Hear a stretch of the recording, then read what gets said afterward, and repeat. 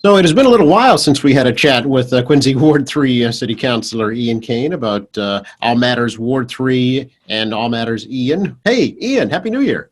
Happy New Year, Joe. It's nice to see you. I can't believe it's been so long. I know. It's like I said, it's everything is different, but still the same. Here we are still Zooming, and I know you're still doing that on the council as well, but it's good to see you.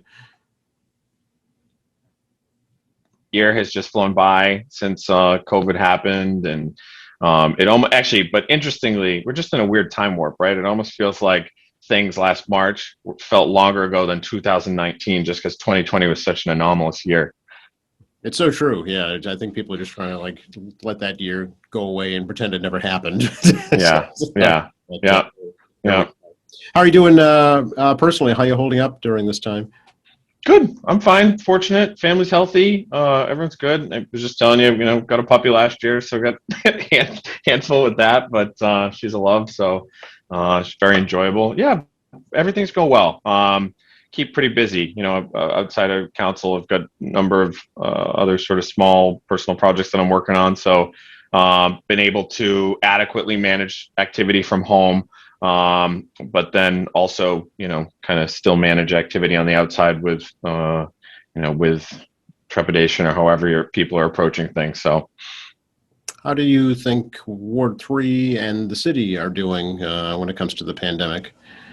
well, I mean, the city's response has been unbelievable. It just continues to get better. Obviously, with Ruth Jones had run an amazing organization from the health department, and I mean, she was like not only leading the health response in coordination with the community, health services, and but it was almost like she was a psychologist too, because people would call for all sorts of questions, just like I came in touch with someone that might have had it. What do I do? And so that department's been doing an amazing job. It was sad to see her go, obviously, and I know that the administration is working on finding her dutiful replacement.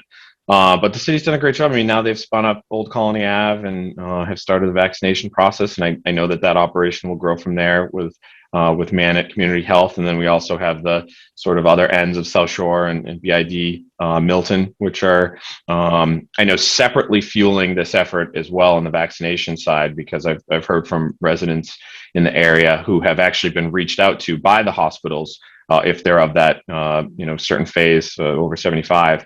That they're actually proactively outreaching if they've been treated at those medical centers before and taking care of their vaccinations. Oh, that's good to hear they're being Yeah. proactive. I know BI has got a clinic set up at State Street, I believe, as well as their parking way location too in downtown. Right.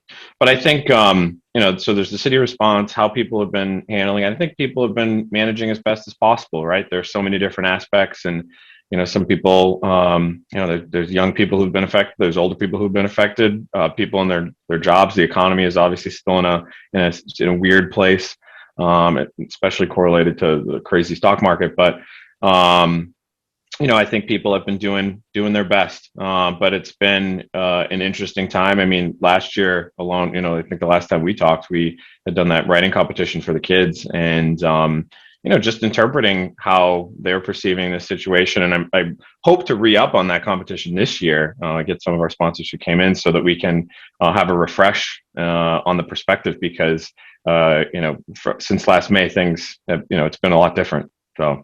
Oh, if you do, please let us know. We'd love to help you with that again and feature those kids. I had a blast myself. Yeah, that was amazing. I really appreciate that you did. We certainly will, for sure. Great, great. Speaking of, while we're on the topic of education and kids, Ian, let's talk Sure. about the resolution that you introduced earlier this week regarding getting kids back in-person learning. Right. Yeah. Um, you know, um, this is driven from the people that I represent and the people that I communicate with on a regular basis. It's, parents who are struggling, seeing their kids struggle. It's there are teachers who are struggling educating their students, and for a number of reasons, just through this medium, it's a bit difficult. So the effort was really just to show that the city council is behind the efforts that the city is making, the Quincy Public School System, the Quincy School Committee, to support our parents, our teachers, and our students. It's been really tough. it's going to be unfortunately fascinating to see the effects of this pandemic on the educational successes of our students. And, some of our less fortunate families in the city, this is a big deal where kids can't and haven't been able to receive education in an appropriate way. I mentioned this the other night, and, I'll definitely mention it again. We keep talking about, there's been this big discussion of the council about equity, and we heard all these stories from people and different services of the city not being equitably received by residents. And this is a huge component of that. And so this was a message that we just wanted to send, that we're behind any efforts that are going to be made to provide more equitable and normal education for students, because it's potentially detrimental to them. I think the message was well received. I'm very thankful for the folks that I've heard from after that meeting who appreciate that a message has been conveyed, and that people are thinking about this. Obviously, we aren't setting policy for the school necessarily, but we just certainly wanted to share an opinion that let's get things going. This has gone on a long time. We're kind of coming out of the woods, and we can see through, hopefully, to a future that's a little more safe for people to interact. And I know that there's going to be dramatic measures that'll have to be taken in order to adequately support the students. But let's get going. It did ultimately pass 5-4, but there was some concern raised that the council shouldn't wade into the affairs of the school committee. So how do you feel about that? I mean, I said my piece that night. The city council approves the education budget, and it's the biggest component of the city's budget. So it is our business. We certainly have the right and to make opinions on certain things. There was no criticism involved. This was a piece of support, as I said, and so there was commentary all over the place, but there was, of course, no malintent, and everyone can have their opinions. Everyone does, as you very well know. But this was just meant to say that, hey, whatever resources you need, or however we can get this done, let's get it done. Just let us know how we can help. We'll talk a little bit about that. Let's talk about the budget and how the pandemic's going to impact city finances going forward. That is really the bigger topic that covers schools and everything else. Are you worried about that? I don't know about worried. I think I sat with the mayor the other day, and I think he's trying to figure out some steps to make sure that we can cover any potential shortfalls from receipts, because obviously we saw in the tax classification there was a small hit that we have taken in receipts from taxes on both the residential and the sort of excise side. So we'll see what happens there. I think that's to be determined, but I'm pretty confident that we'll be okay. I think the city's in good financial shape.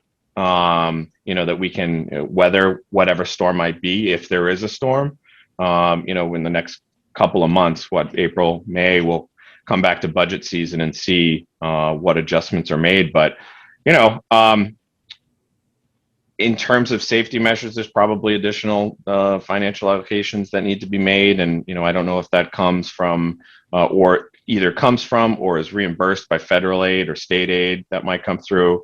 It sounds like the governor's put forward, pretty regular package to support cities and towns. And so I think we're hoping for business as usual. Obviously, we're kind of acting as such, and there really hasn't been a discontinuity in overall city services aside from the delivery of education, right? So I'm not worried. I think we'll figure it out. At the same time, of course, the council is debating the plans for the new public safety complex. Is this the time to be doing that, do you think? Well, there's a couple ways to look at it, right? It's $120 million is a ton of money. We're going to be borrowing that money, right? So we'll be bonding that. The interest rate environment is such that, that low interest rate it's a good time to borrow, to let that ride for the, 20-year life of the bond or whatever, how many years the term is. We'll have that debate. I think that obviously the facility is in need of replacement. Public safety is paramount. Police and fire having and DPW having a whole public safety headquarters there.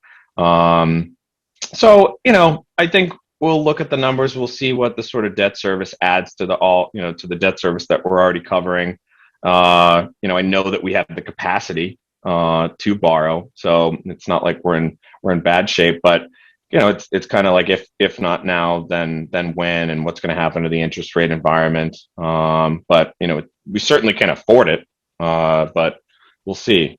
I mean, similarly, and not to necessarily change subjects, but it's along the same lines. It's we're looking at this municipal broadband network, and that's a sizable amount of money too. Granted, the financing is a little different because it's not necessarily to be financed on the commitments of subscribers that come into the network, and so there's a lot of things still on the docket. I think that that the administration want to move forward, and I think they want to keep business going as usual. I mean, I don't blame them, but I don't think we're in that. I don't think we're in a bad spot that we shouldn't be considering them. And then there's optics, right? It's just sort of throwing out a number, and not necessarily everyone understands how these projects are financed and funded. And some people might just not want them for the mere sake that it's a big number, but it doesn't mean that we can't do it. Not only broadband you mentioned, but maybe even Quincy Power Company. Yeah, Quincy Power and Light. Actually, I mean that would probably be what it's called. Yeah, I think that one's a little more. That's a big ask. That's a tall ask, but that certainly, I moved up to Forbes Hill over a year ago, and we've had probably 10 power outages since we've lived up here. And I mean, that's ridiculous. That's, even just since the fall, October-ish, we've had 7 or so. And, due to weather, transmission, there was some big substation work going on in North Quincy for a period of time. But people are really noticing this. Obviously, people are working from home. It's affecting their productive work lives. When the power's out, the internet's out, it just shuts everything down. And so, connected to the municipal broadband network, if the city doesn't intend to manage the network itself as the operator and sort of maintenance provider for that network, we outsource it, and then we wouldn't necessarily have to form this power and light company. But for the sake of Quincy wanting to take control, we would have to form a municipal power and light company. And so the idea is, hey, if we're looking at this anyway, what would it look like if the city took over the electricity infrastructure assets and control the operations and maintenance of the electricity system as well, which would hopefully allow for a little more control in situations like we've incurred with recent power outages. Okay. So we're hoping, actually, I think National Grid just confirmed, I invited them to come to speak about what's going on with the infrastructure and the service, because it's just just like third world nation stuff, and it's crazy. But we're an old city, it's old infrastructure, and they're a private company, and I'm not sure that investing in infrastructure is number one on their list, and we're kind of a captive audience with the service that they provide, which is too bad. So they're going to come to the next meeting though and give an update. So I think that's March 1, and give an update on what's going on with the system. Oh, they agreed to come then. Okay. They did. Yeah. Okay. Yep. Well, point for them, I guess. At least. Yeah. No, absolutely. No, I appreciate that. I mean, just to give some clarity to what's going on, because the power outages have been a tough one, and obviously it happens, but it's hurting people because they're home and working. Will there be kind of a similar survey done like you did for the broadband proposal? No, I don't. There's no intent right now to put out a survey. Okay. I think it's kind of exploratory in nature. So trying to understand the legalities, trying to understand how much it would cost to acquire this, the system and the poles, and then take it from there. Okay. Have you consulted with, like, say, Braintree, who does have a similar setup now? So I consulted Braintree when we started to think about the municipal broadband network, because their broadband is a component of their power and light company. Right. But I have not talked to them about the electricity component. Okay. Very good. Let's talk a little bit about creating a new department in the city for social justice and equity, and Sure. how you feel about that. So, I said the same thing when this measure was debated. I think it's a nice idea. I'm just not sure um, that it's going to do what people think it's going to do. So I think that there were tens of people that came to speak and share their very, very heartfelt experiences, particularly about racism and prejudice. And I'm missing the connection between what this department, as defined, will do, and alleviating some of those experiences and sentiments that people have had, they're very real. That happens, and it's unfortunate. It happens, and it's to me, it's not something that's going to be eradicated, maybe at all. Certainly not with ease, and definitely not with this department.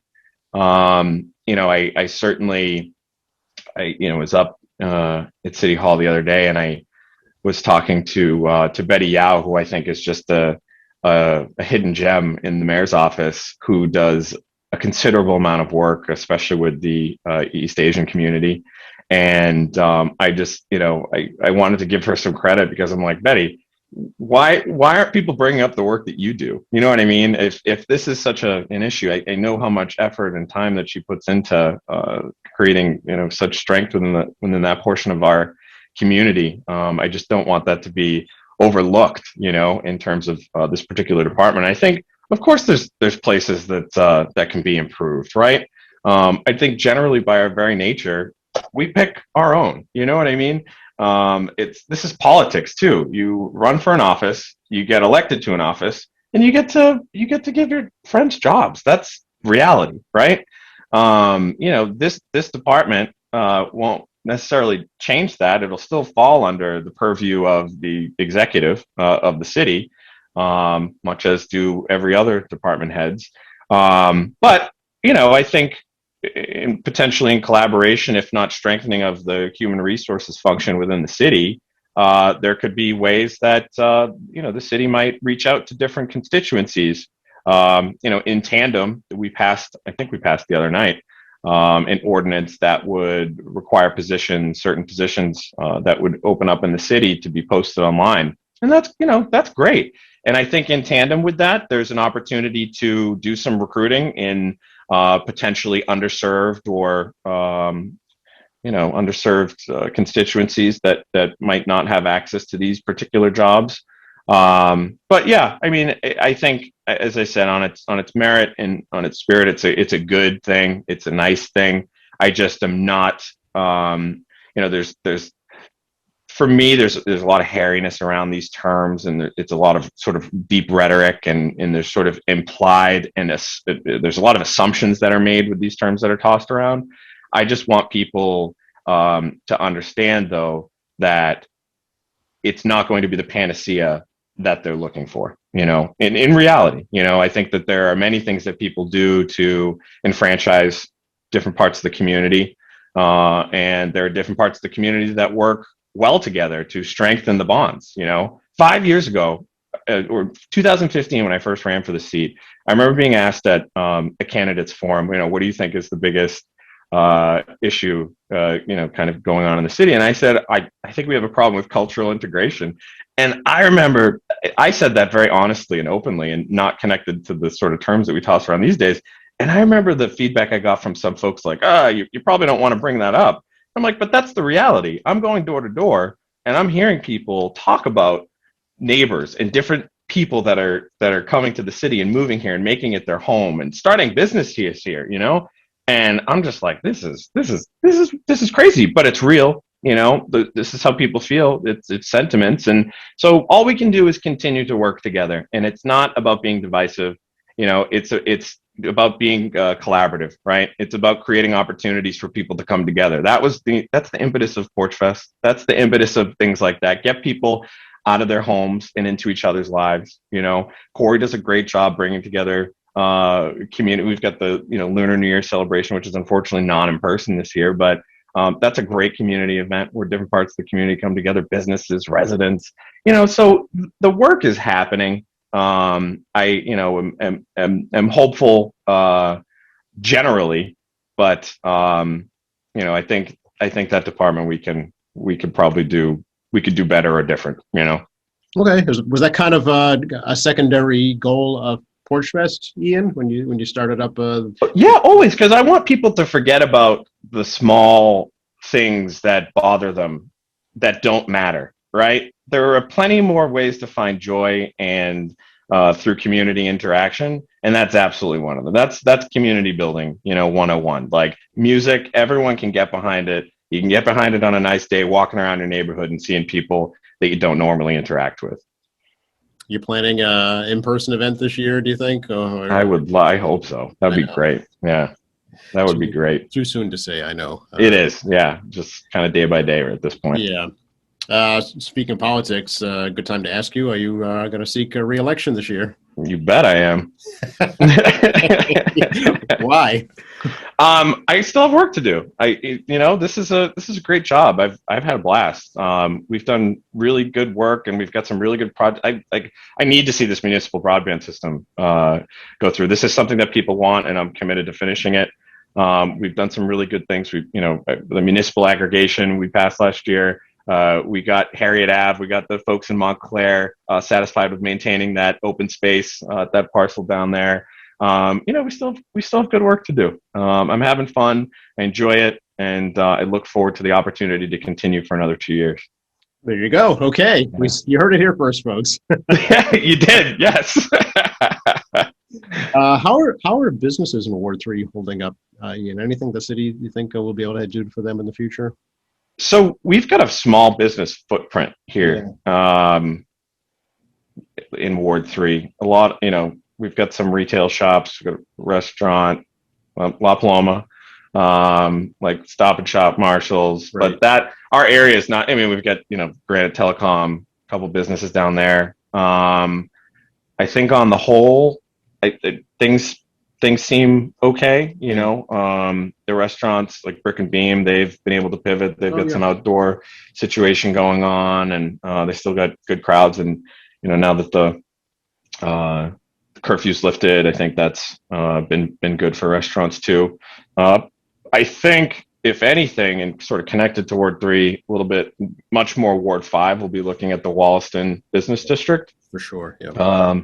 Because it's bleeding over into Brook Street area at Newport Ave, and I know that there's some consideration to combine a number of those parcels next to the fire station to build something. Don't know what that looks like yet, but it's an interesting prospect that area has certainly wanted for change for a number of years, and so we'll look forward to seeing how that goes.